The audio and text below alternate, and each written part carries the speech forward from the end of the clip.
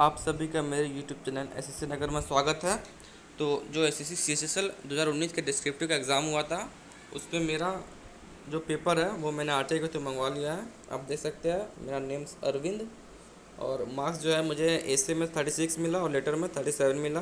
Total 73 हुआ marks मेरा। तो आरटीआई के थ्रू कैसे मंगाया था, अगर आपको जानना है तो आप कमेंट बॉक्स में बता सकते हैं। नेक्स्ट वीडियो में उस पर बना दूंगा। अभी देखते हैं कि मैंने क्या लिखा था।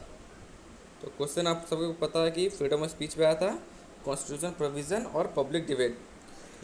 तो इसमें दो तरह से लिखना था। कॉन्स्टिट्यूशन में भी देना था कि कॉन्स्टिट्यूशन में फ्रीडम ऑफ स्पीच के बारे में क्या कहा गया है और पब्लिक क्या सोचती है, दोनों पर लिखना था। तो मुझे कॉन्स्टिट्यूशन के बारे में उतना नहीं पता था, इसलिए उस पर मैंने ज़्यादा फोकस नहीं किया। मैंने पब्लिक डिबेट पर ज़्यादा लिखा। अगर कॉन्स्टिट्यूशन पर भी थोड़ा लिखता तो शायद मेरे को 40 नंबर तक मिल सकता था। चलिए देखते हैं मैंने क्या लिखा। तो India is a democratic country. In India, everyone has freedom of speech. Even our constitution has given freedom of speech to everyone. तो कॉन्स्टिट्यूशन प्रोविज़न में मैंने बस इतना ही लिखा। अगर थोड़ा और बड़ा करता तो मार्क्स और इंक्रीज हो सकता था। तो चलिए आगे बढ़ते हैं।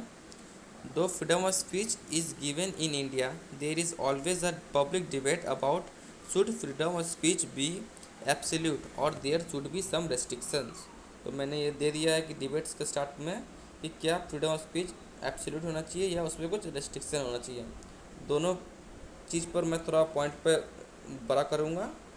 People who are in favour of absolute freedom of speech give arguments like if there is no absolute freedom of speech and there is some limits, government can use this as a tool to shut every voice against government, and the base of democratic country will become very weak, which is not good for any country. अब दूसरा पक्ष लिखते हैं कि people who say there should be some limits in freedom of speech, specially in case of religion, so that no one can finish the harmony between two religion, as there are some cases like Gujarat riots 2002, Delhi riots 2020, where some people misuses their freedom of speech to create hatred between Hindus and Muslims. तो मैंने कुछ example भी दे दिया है। अब government का role के बारे में बात करते हैं कि central government and state government both try that everyone can use their freedom of speech but can not use their right of freedom of speech to spread fake news, specially through social media like Twitter, Facebook etcetera, where fake news spreads like fire. So they have created a cyber cell to deal with fake news.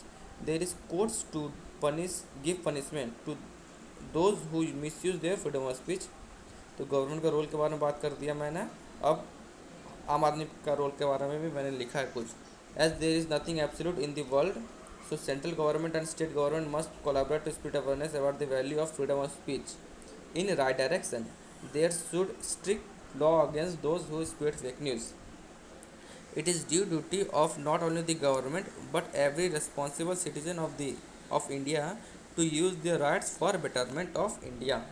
तो यहाँ पर मेरा ख़त्म होता है, जहाँ पर मैंने कंक्लूजन भी लिखा है जो कि बहुत ज़रूरी होता है ऐसे में। तो इसके लिए मुझे 36 मिला है। मुझे ऐसा लगता है मैं और बेहतर कर सकता था, लेकिन ठीक है। अब लेटर की तरफ बढ़ते हैं। लेटर में था कि assuming that you are Suresh, resident, जगह का नाम दिया है, and activist working among your community of tribal people in remote part of the country. Letter लिखना है हम लोग को एसडीएम को कि प्रॉब्लम क्या क्या फेस करना पड़ता है ट्राइबल पीपल को। तो स्टार्टिंग जैसे दिया जाता है एड्रेस उड्रेस लिख कर किसको लिख रहे हैं। सब्जेक्ट क्या था कि regarding redressal of various problem faced by tribal people in a remote part of the country.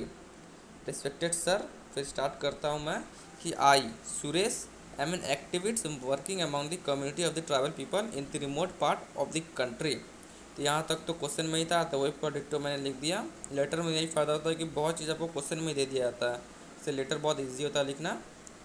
चलिए आगे बढ़ते हैं। By this letter I would like to bring your attention toward the problem faced by the tribal people. तो आप देख सकते हैं first paragraph जो है पूरा ही मैंने लेटर में से ही लिख दिया। तो ऐसे ही लेटर लिखा जाता है कि स्टार्टिंग पैराग्राफ आपका ऊपर से नीचे पर डिक्टो लिख दिया जाता है, थोड़ा सा चेंजेस के साथ। मेन आपका जो लेटर होता है वो सेकंड पैराग्राफ से स्टार्ट होता है, जहाँ प्रॉब्लम लिखा जाता है। तो स्टार्ट करते हैं कि in the tribals village there is no basic facilities like clean water, electricity, schools, hospital etcetera. Because of dirty water, people suffers from various diseases. As there is no school, children have to go 10 to 15 kilometer to school. Many people die because of very poor healthcare sector. तो मैंने problem सब लिख दिया है। अब आगे बढ़ते हैं कि I hope you will go through the above started matter and do something needful as soon as possible so that people can live a better life. Your evidently Suresh. तो आप देख सकते हैं इस लेटर के लिए मुझे 37 मार्क्स मिला। तो यहीं पे ख़त्म। अगर आपको वीडियो पसंद आया तो लाइक करें और चैनल को सब्सक्राइब कर लें। अगर आपने CHSL 2020 में अगर आपका टायर 2 निकल जाता है और आपको डिस्क्रिप्टिव का प्रिपरेशन करना है तो मैं टायर 1 के रिज़ल्ट के बाद मैंने डिस्क्रिप्टिव के ऊपर बहुत सारा वीडियो बनाऊंगा। तो चैनल को सब्सक्राइब कर लीजिएगा और वीडियो को शेयर ज़रूर कर लीजिएगा। धन्यवाद।